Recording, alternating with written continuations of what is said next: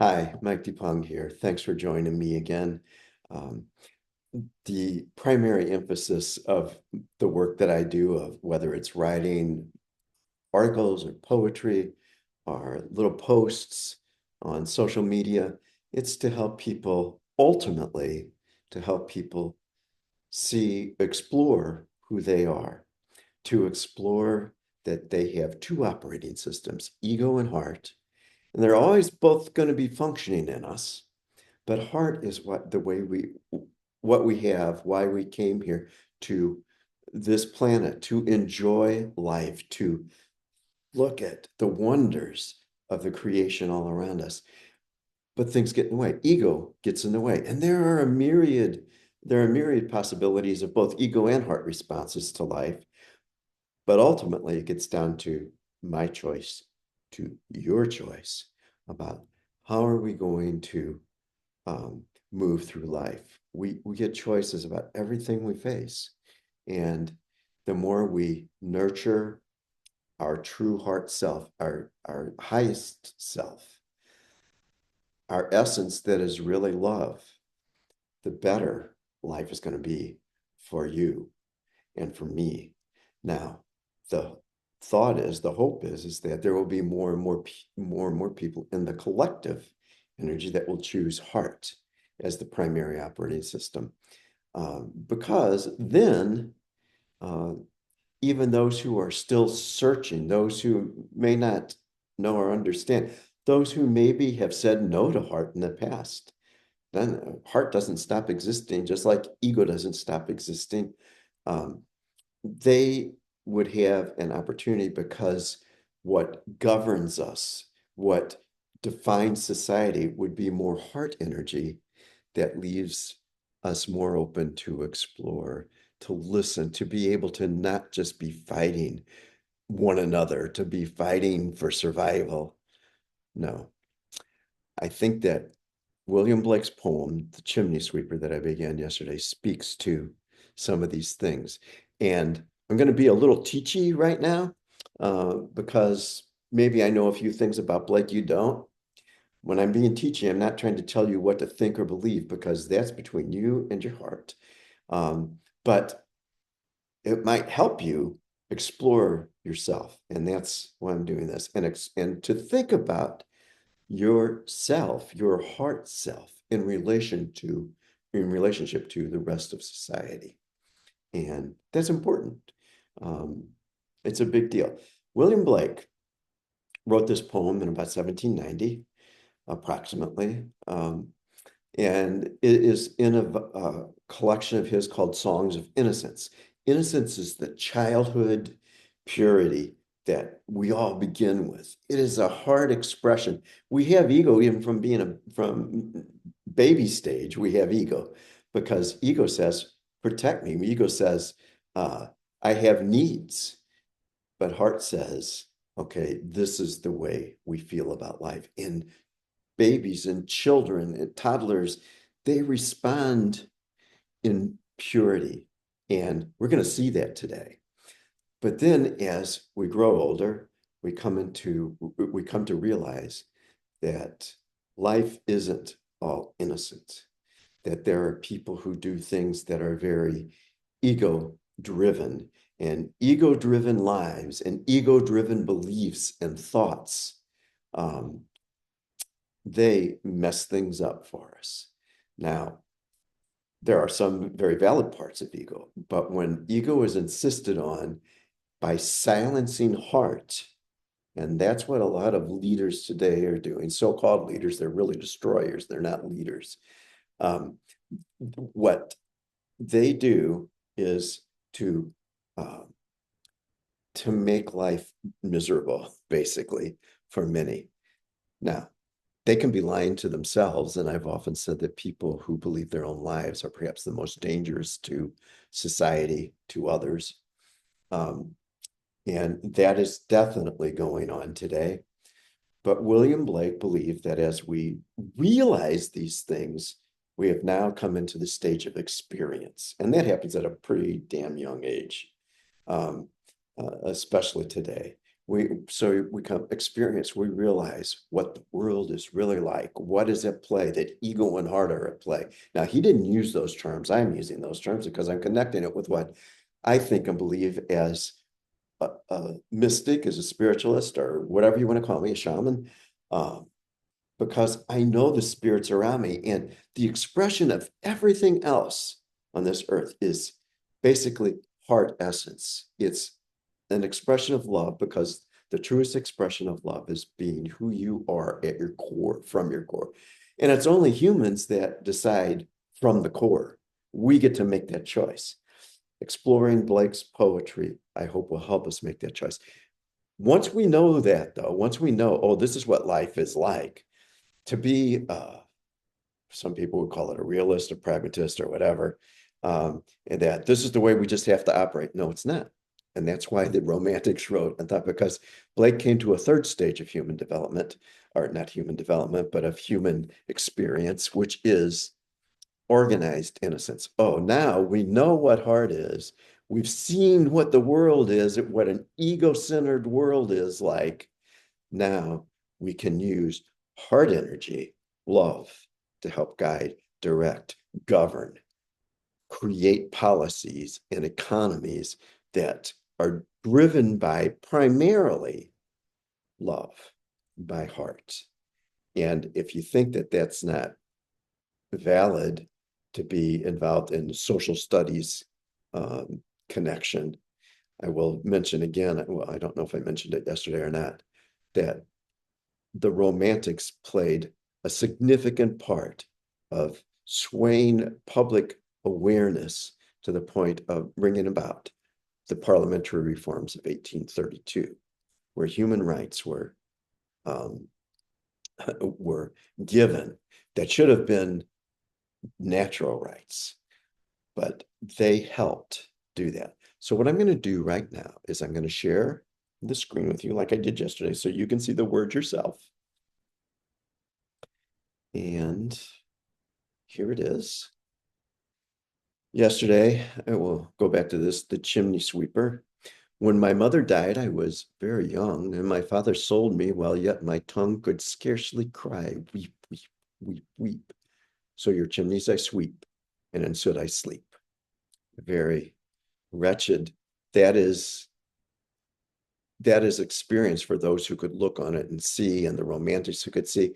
But the narrator of this poem is in innocence still. How do I know that? Well, he's very accepting of, well, you're using me, and I'm going to meet your needs. I'm going to sweep your chimneys, and I'll just accept that I have to sleep in soot. And here's the second stanza that helps explain this. Look at this, looks at this even more deeply. There's little Tom Dacre who cried when his head that curled like a lamb's back was shaved.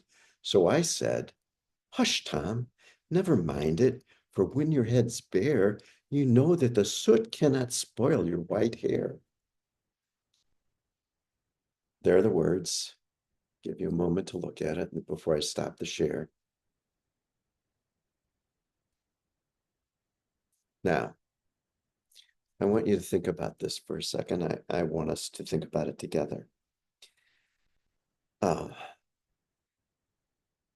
narrator is a little older than this little boy named Tom Dacre. And he says to little Tom, who was crying, listen, be quiet. What does this imply to you? I'll tell you what it implies to me. It implies that the narrator has already learned how to be codependent. Be quiet, Tom. Don't let them hear you. We can't rock the boat. We can't do this. Besides, let's look on the good side. Let's look on the positive. You've got such pretty hair. Now that it's shaved off, it can't get all dirty in the soot. So everything's going to be cool, little Tom. Don't worry, I'll take care of you. Now, a couple of things I want to point out. The innocence part of this is this older boy, even though he is very evidently already becoming codependent because of the situation he's put in, because of those who are involved in ego putting children in such a place. Um, Even though his innocence comes out, he wants to take care of this kid who's just a little younger than him, a little smaller than him, probably. That's the natural response. That's heart response. If they're suffering, if people are crying, if people are hurt, you come in and you try to comfort. Now, we don't do it by saying, hush, don't worry, it's going to be okay. But we do it by, in many other ways. But this narrator comforts little Tom. He begins, though, expressing it already tainted by ego, by codependency that comes about through ego. He says, be quiet. We don't want the master to hear. We don't want those who control things to hear us uh, making a stink. Let's look at it on the good side, and you'll feel better. And then I'm sure the narrator felt pretty good about himself. And that's great because he was a child. He needed to feel good about himself. But to survive, he was put in a place by ego maniacs, those who felt like their gain, who felt like their ability to earn bucks was more important than love for children, than care for children, who was more important, that it's more important than caring about society or about laws. And do you know what their political bent was? And this is not me making up, this is not me interpreting. Their political bent was, we need the government to leave their hands off of things so we can make as much as possible, so that we can be like the kings used to be. We had the Industrial Revolution now. We've got these cities. We've got all this stuff going on. We've got heat. We've got chimneys. We've got all of this great stuff going. We can make a lot of money if you government people will just leave your hands up. We can be like, we can have more than kings maybe used to have. We want to be supreme, but it comes at the expense of anybody that they can take advantage of. Does it sound like anything in America today? I can tell you it sounds a lot like things in America that I see every single day.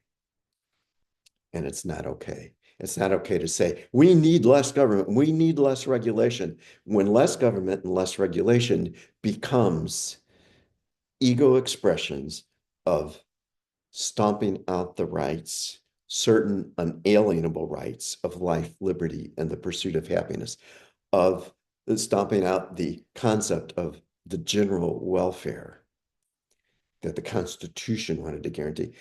The Declaration of Independence and the Constitution of the United States started out with preambles because that sets the tone and the energy. No, they are not. They are not laws themselves. The preambles. They're not the law, but what they do is they set the energy and the tone for it, and that is one of heart. The founders of this nation that wrote those things, they didn't even come close to living all of that, but we were making progress. In a month's time, it was exactly 1 month ago today, in a month's time, that progress is being dismantled chunk by chunk by big chunk every day. And yes, this is kind of political because to me, as one who cares about souls, who cares about people discovering self, I know that when rights are stripped away, it's really hard. And when there's hardships imposed in terms of living day to day, when it doesn't have to be like that, it's unnecessary. When hardships are imposed, it's very difficult to think on a level of exploring self and awakening to heart. It's not impossible because people do it every day. And the energy that I want to put out is I hope more and more do every day. I think they will. I think they do. And so these certain unalienable rights are dealt with in in ways here in this poem that they're shown basically um, they're shown through rights that are being taken away. Little boys who should have been protected, who should have never been a, uh, a tools for unregulated capitalism, unregulated egomaniacs, of unprincipled people who want to be better, have more, who want to continuously gain wealth, power, and control, and just to keep piling it on, drawing it to themselves, taking it and taking it and taking it in, no matter what happens to everybody else. If you're in America and you think that the current regime, the current dictatorship and oligarchy that has been created is good for you, and you're not one of them, you're not at their level, then you're going to be just like the little narrator of this poem. You guys all, you need to be quiet because this is going to end up good for us. And we're going to see in the poem how this thought is carried out. But for that, we're going to have to continue. So for today, this is all. And my desire is that you think about this. Yes, have the innocent care of love in your heart that will help you to explore your own heart, that will help you to relate to this world, that will help you to think about and share love, but knowing what we're facing and not in codependency of saying, shut up, because true love will expose, true love that is heart energy will expose ego energy. And it might not seem sweet always, but that's the way it is in organized innocence that William Blake. Thank you, Mr. Blake, for giving us that. And thank you for being with me. And until next time, probably tomorrow, love and peace.